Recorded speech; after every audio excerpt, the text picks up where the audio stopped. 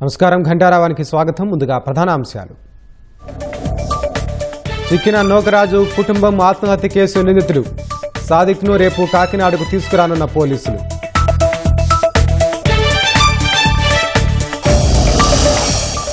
ఉత్తరాంధ్రలో నేడు చంద్రబాబు లోకేష్ పర్యటన. స్వర్ణాంధ్ర స్వచ్ఛాంధ్ర కార్యక్రమానికి హాజరు.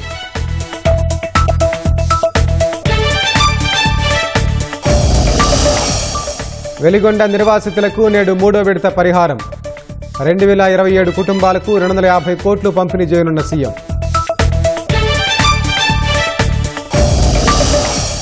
తుంగభద్ర ఆయకట్టు పరిధిలో పంటల సాగుపై ప్రభుత్వం ఆంక్షలు. వరి నాట్ల కోసం ఎంతో ఖర్చు చేశామని కర్షకుల ఆవేదన.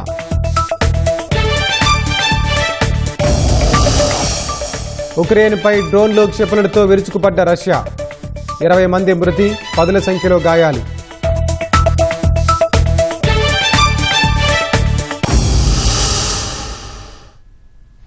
నేడు ఉత్తరాంధ్రలో సీఎం చంద్రబాబు, మంత్రి లోకేష్ పర్యటించనున్నారు. అనకాపల్లి, విజయనగరం, విశాఖపట్నం జిల్లాల్లో పలు కార్యక్రమాల్లో పాల్గొని ప్రజలు, ప్రజా ప్రతినిధులు, పార్టీ శ్రేణులతో మమేకం కానున్నారు. అనకాపల్లి జిల్లా కే కోటపాడు మండలం అలమండలోని స్వర్ణాంధ్ర స్వచ్ఛాంధ్ర కార్యక్రమంలో సీఎం పాల్గొననున్నారు. ఏ కోడూరు జడ్పీ హైస్కూల్ సమీపంలోని ప్రజావేదిక కార్యక్రమంలో చంద్రబాబు పాల్గొంటారు. అనంతరం పార్టీ నేతలతో సమావేశమవుతారు. ఆ తర్వాత విజయనగరం జిల్లా ఎస్ కోటలో ఎమ్మెల్యే కుమార్తె వివాహ వేడుకకు హాజరవుతారు. అనంతరం విశాఖలోని బ్రిక్స్ 2 యువజన క్రీడా మంత్రుల సమావేశాల్లో పాల్గొంటారు. అటు లోకేష్ ఆధునీకరించిన మధురవాడ చంద్రంపాలెం జడ్పీ ఉన్నత పాఠశాలను ప్రారంభిస్తారు. ఆ తర్వాత విజయనగరంలోని దాసన్నపేట ప్రభుత్వ బాలికల ఉన్నత పాఠశాలలో జరిగే ఉత్తరాంధ్ర ఉపాధ్యాయుల క్లస్టర్ సమావేశంలో పాల్గొంటారు. అక్కడి నుంచి చెల్లూరులో విజయనగరం నియోజకవర్గ టీడీపీ నేతలు, కార్యకర్తలతో జరిగే సమన్వయ సమావేశానికి హాజరవుతారు. బ్రిక్స్ దేశాల యువజన క్రీడా మంత్రుల సమావేశానికి ఇవాళ రేపు విశాఖ ఆతిథ్యమివ్వనుంది. బ్రెజిల్, రష్యా, భారత్, చైనా, దక్షిణాఫ్రికా, Egypt, Ethiopia, Indonesia, Iran, Saudi Arabia, యుఏఏలకు చెందిన 5 మంత్రులు, 50 మంది ఉన్నత స్థాయి అధికారులు సదస్సులో పాల్గొననున్నారు. విద్యా నైపుణ్యాలు, వ్యవస్థాపకత, సంక్షేమం, సుస్థిరాభివృద్ధి వంటి అంశాలపై చర్చించనున్నారు. ఇవాళ ప్రముఖ బౌద్ధ క్షేత్రం తొట్లకొండలో చెట్లు నాటే కార్యక్రమం చేయనున్నారు. అనంతరం రాడిసన్ బ్లూ హోటల్లో జరిగే యువజన మంత్రుల సమావేశంలో పాల్గొంటారు. రాత్రి సీఎం చంద్రబాబు నోవాటెల్ హోటల్లో విందు ఇవ్వనున్నారు. ఆదివారం ఉదయం నోవాటెల్ హోటల్ నుంచి సబ్మెరైన్ మ్యూజియం వరకు బ్రిక్స్ దేశాల ప్రతినిధులతో ఫ్రెండ్లీ సైక్లింగ్ నిర్వహించనున్నారు. వెలిగొండ ప్రాజెక్టు నిర్వాసితులకు ముఖ్యమంత్రి చంద్రబాబు నేడు 3వ విడత పరిహారాన్ని అందించనున్నారు. 2027 కుటుంబాలకు 250 కోట్ల రూపాయల పరిహారాన్ని సీఎం అందిస్తారు. సీఎం క్యాంపు కార్యాలయంలో నిర్వాసితులకు 250 కోట్ల చెక్కును పంపిణీ చేయనున్నారు. మొదటి విడతలో 2557 కుటుంబాలకు 318 కోట్లు, రెండో విడతలో 1622 కుటుంబాలకు 200 కోట్లు ప్రభుత్వం చెల్లించింది. నేడు 3వ విడతగా మరో 2027 కుటుంబాలకు 250 కోట్లు అందజేయనున్నారు. నేడు అందించే పరిహారంతో కలిపి 6206 కుటుంబాలకు 768 కోట్ల రూపాయలు పంపిణీ చేస్తారు. త్వరలోనే వెలిగొండ ప్రాజెక్టు మొదటి దశను సీఎం ప్రారంభించనున్నారు. ఉప ముఖ్యమంత్రి పవన్ కళ్యాణ్ ఇవాళ కేరళం వెళ్లనున్నారు. ఇటీవల ముంబైలో కుడి భుజానికి శస్త్రచికిత్స చేయించుకున్న పవన్కు ఆయుర్వేద థెరపీ చేయించుకోవాలని వైద్యులు సూచించారు. అలాగే కొంతకాలం బహిరంగ కార్యక్రమాలు, విధులకు దూరంగా ఉండాలని చెప్పారు. అయితే పాలనా బాధ్యతల వల్ల పవన్ క్యాంపు కార్యాలయంలో అందుబాటులోకి వచ్చారు. ముందస్తుగా ఖరారైన ప్రభుత్వ కార్యక్రమాల్లో పాల్గొనడం, శాఖాపరమైన సమీక్షలు, పార్టీ అంతర్గత సమావేశాల్లో పాల్గొనున్నారు. ఈ క్రమంలో శస్త్రచికిత్స చేసిన భుజం భాగంలో వాపు పెరగడంతో పాటు తీవ్రమైన జ్వరం కూడా వచ్చింది. దీంతో వైద్యుల సలహా మేరకు భుజం పూర్తి స్థాయిలో కోలుకునేందుకు కేరళంలో ప్రత్యేక ఆయుర్వేద థెరపీ చేయించుకోనున్నారు. పిఠాపురం పంచాయతీరాజ్ ఏఈ నోకరాజు కుటుంబం ఆత్మహత్య కేసులో ప్రధాన నిందితుడు rifle shooting coach Sadiq Khan ఎట్టకేలకు చిక్కినట్లు సమాచారం. సాదిక్ ఖాన్ని పోలీసులు ఢిల్లీలో అదుపులోకి తీసుకున్నట్లు తెలుస్తోంది. 5 రోజులుగా నిందితుడిని పట్టుకునేందుకు 40 మంది పోలీసులు ప్రత్యేక బృందాలుగా ఏర్పడి గాలిస్తున్నారు. శుక్రవారం పక్కా సమాచారంతో ఢిల్లీలో చేపట్టిన తనిఖీల్లో సాదిక్ పట్టుబడినట్లు తెలుస్తోంది. అతన్ని ఆదివారానికెల్లా కాకినాడకు తీసుకొచ్చే అవకాశం ఉంది. సాదిక్ వేధింపులు భరించలేక ఈ నెల 16న రాత్రి కుటుంబంతో కలిసి ఏఈ నోకరాజు గోదావరిలో దూకారు. తన కుమార్తె సౌజన్యను సాదిక్ ఖాన్ వేధిస్తున్నాడనే మనస్తాపంతోనే ఆత్మహత్య చేసుకున్నట్లు నూకరాజు లేఖ రాశారు. తన భర్తకు సాదిక్ విషమిచ్చి చంపాడని, తనను ఇస్లాంలోకి మారాలని ఒత్తిడి చేశాడని నూకరాజు కుమార్తె రాసిన మరో లేఖ దొరికింది. ఈ రెండింటి ఆధారంగా రాజమహేంద్రవరం, కాకినాడ, సర్పవరం పోలీస్ స్టేషన్లలో సాదిక్పై 2 కేసులు నమోదయ్యాయి. యువత ఉపాధి కల్పనపై ప్రత్యేక దృష్టి సారిస్తున్నామని మంత్రి కింజరాపు అచ్చెన్నాయుడు అన్నారు. శ్రీకాకుళం జిల్లా కోటబొమ్మాలి మండలంలో అధికారులతో కలిసి పలు అభివృద్ధి కార్యక్రమాల్లో ఆయన పాల్గొన్నారు.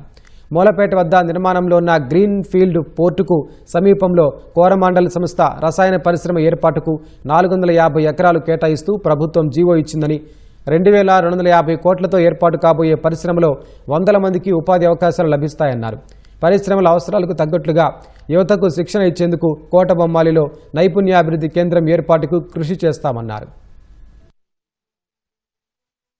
ఉద్యోగాలు ఇవ్వాలంటే పరిశ్రమలు కావాలి. చాలా రోజుల నుంచి మనం చెప్తూ ఉన్నాం కానీ కార్యరూపం దాచలేదు.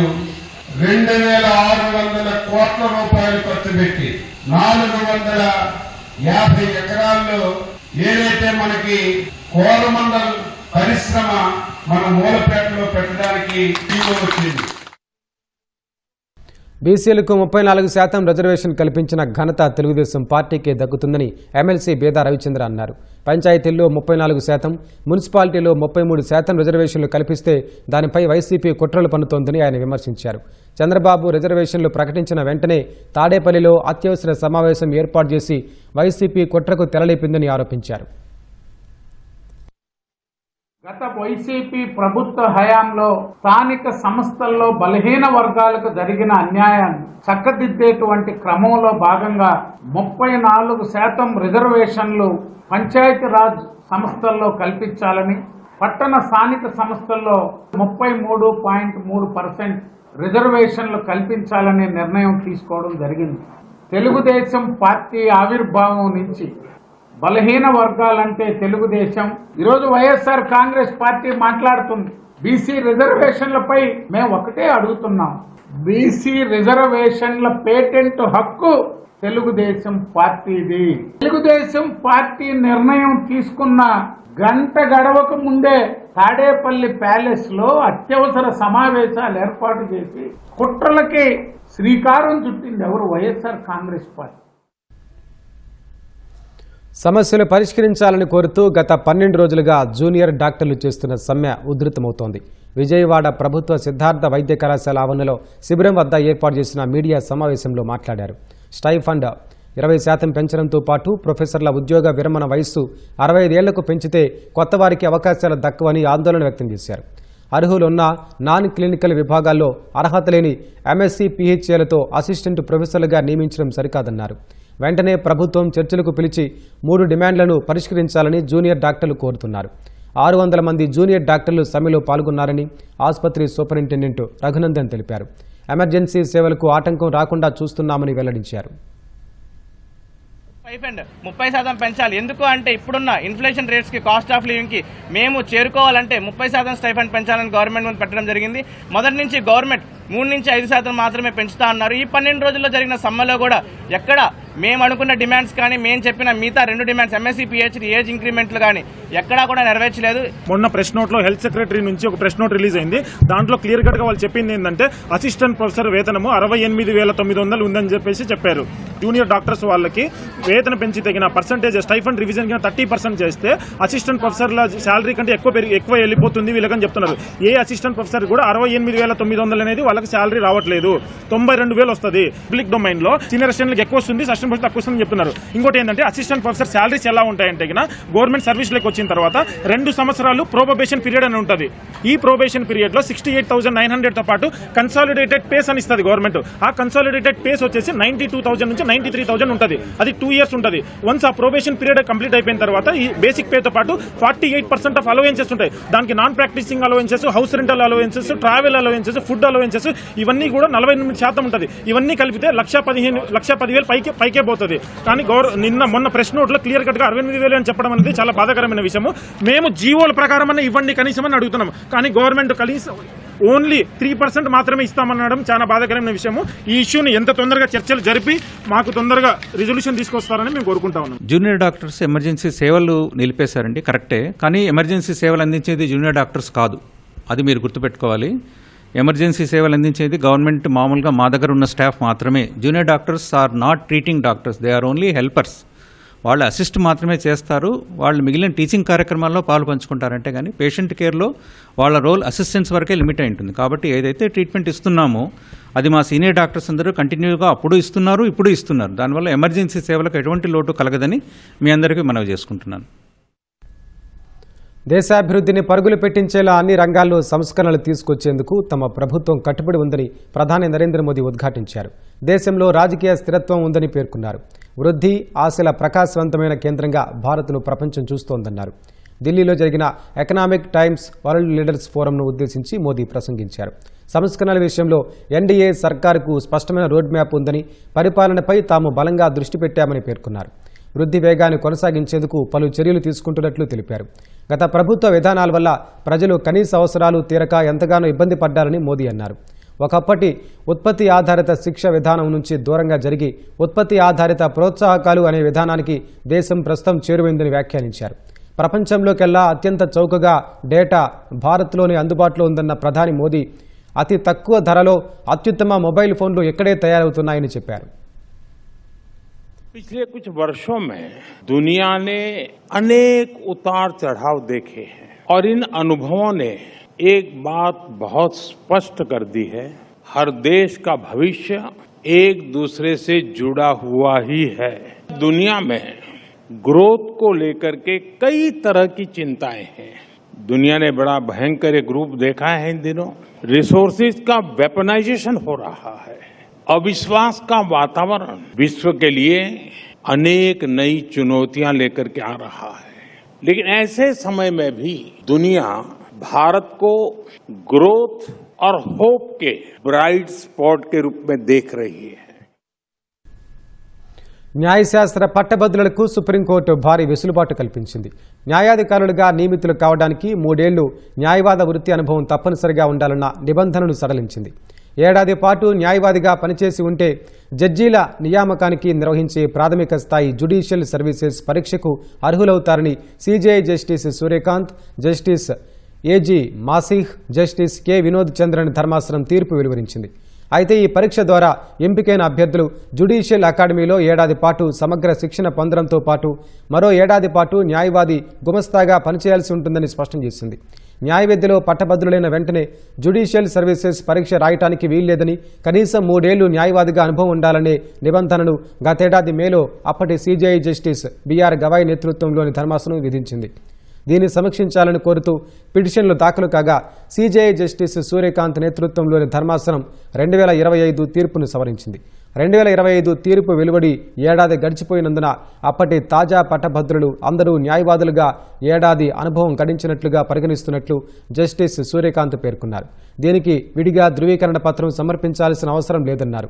ఏప్రిల్ 1, 2027 లేదా అనంతరం వెలువడే సివిల్ జడ్జి నియామక నోటిఫికేషన్లకు దరఖాస్తు చేసుకునే అభ్యర్థులు న్యాయవాది వృత్తిలో కనీసం ఏడాది అనుభవం కలిగి ఉండాలని ధర్మాసనం స్పష్టం చేసింది.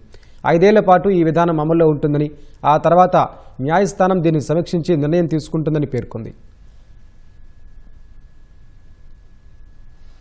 దేశంలో చక్కెర ధరల పెరుగుదలకు సంబంధించి జరుగుతున్న ప్రచారాన్ని కేంద్ర ప్రభుత్వం ఖండించింది. ఇథనాల్ ఉత్పత్తికి చక్కెరను మళ్లించడం వల్లే ధరలు అమాంతం పెరిగాయన్న వాదనను తోసిపుచ్చింది.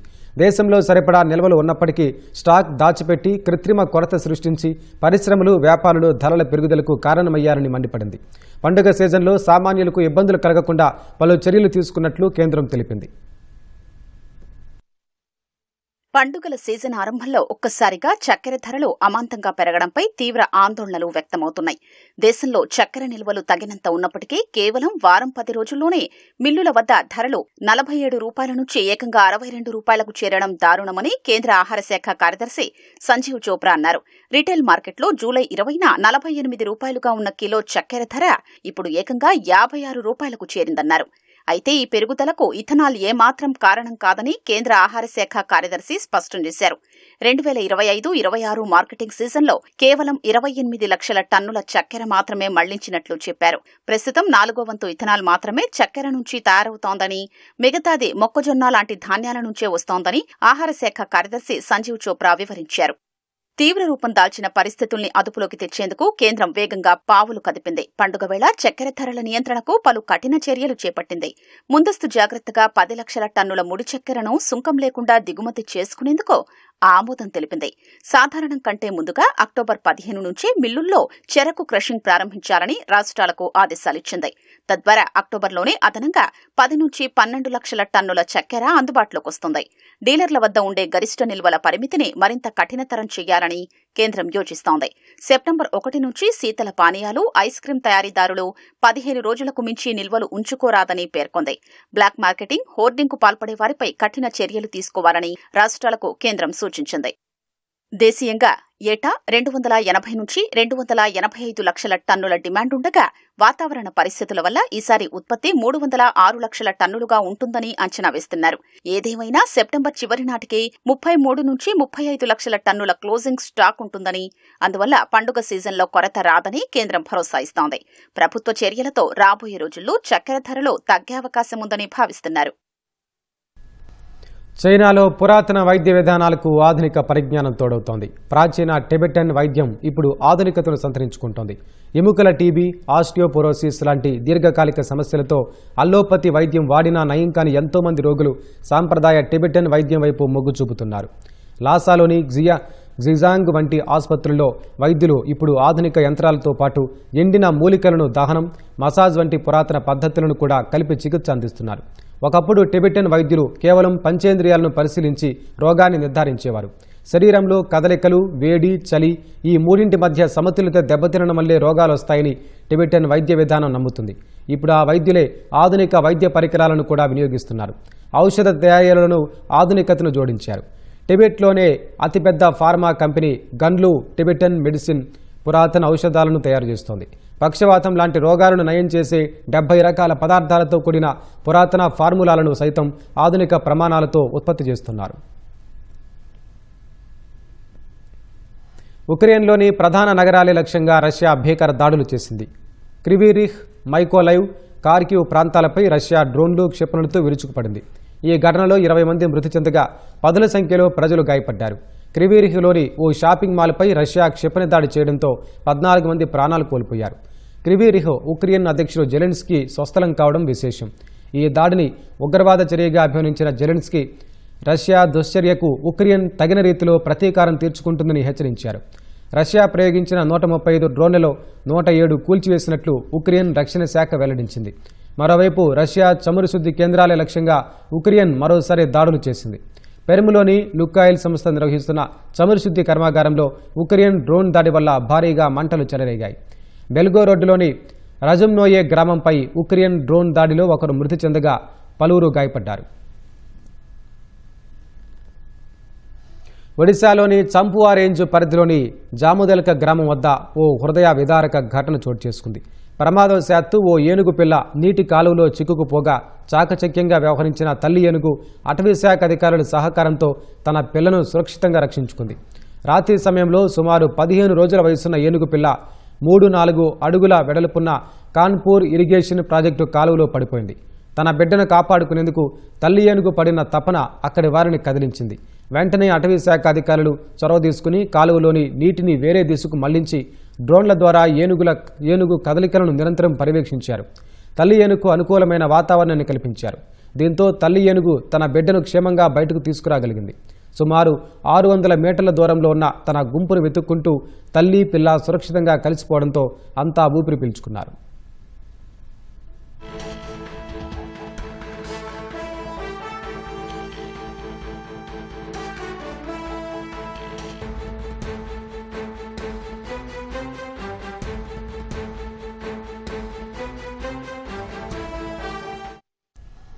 రాష్ట్రంలో తుంగభద్ర జలాశయం ఆయకట్టు పరిధిలో పంటల సాగుపై ప్రభుత్వం ఆంక్షలు విధించడంతో రైతులు ఆందోళన చెందుతున్నారు.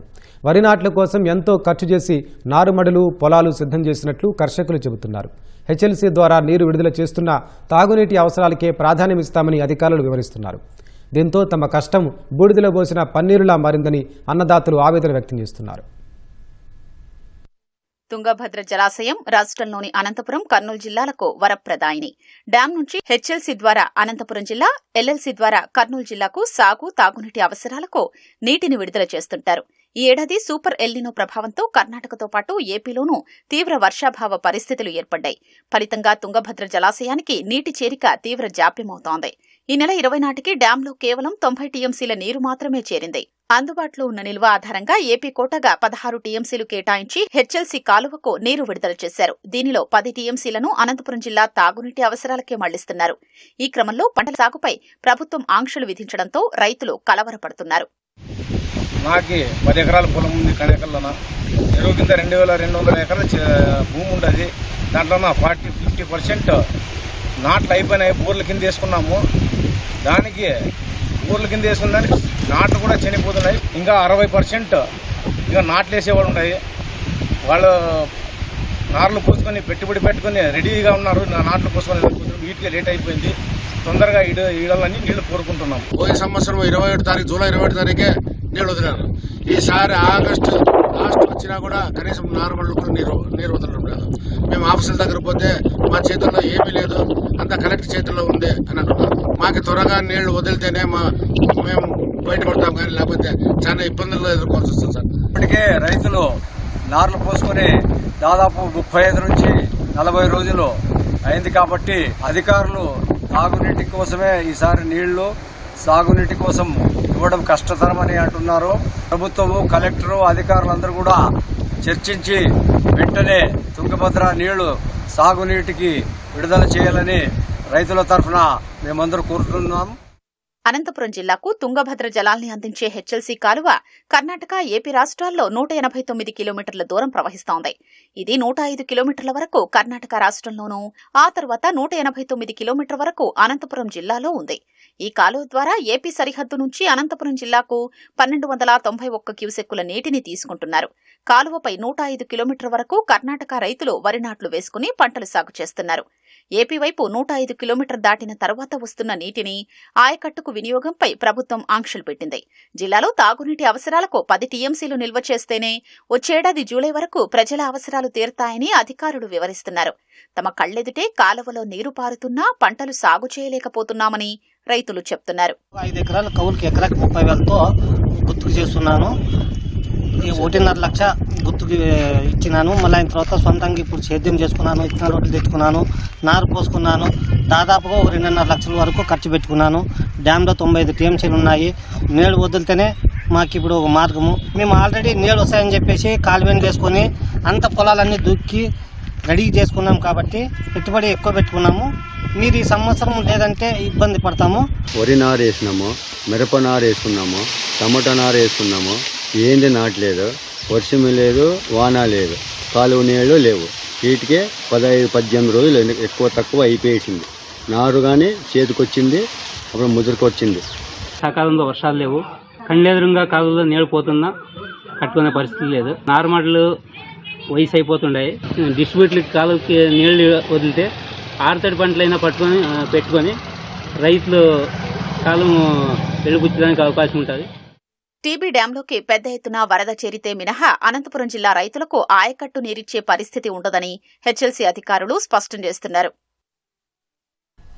అమెరికా విధించిన ఆర్థిక వాణిజ్య ఆంక్షలను ధీటుగా ఎదుర్కొంటామని Iran parliament speaker Mohammad Ghalibaf అన్నారు. సైనిక పరంగా ఓడించలేమని గ్రహించి అమెరికా, ఇజ్రాయిల్ తమపై మానసిక ఆర్థిక యుద్ధానికి దిగాయని ఆయన విమర్శించారు. ఇరాక్ పర్యటనలో భాగంగా ఆ దేశ నాయకులతో గాలిబాఫ్ భేటీ అయ్యారు. వివిధ అంశాలపై వారితో చర్చలు జరిపారు. అమెరికా అహంకార ధోరణిని ఇరాన్, ఇరాక్లు కలిసికట్టుగా ఎదుర్కొంటాయని గాలిబాఫ్ తెలిపారు. తమ మధ్య విభేదాలు సృష్టించడానికి ప్రయత్నిస్తే అవి తమను మరింత దగ్గర చేస్తాయని చెప్పారు.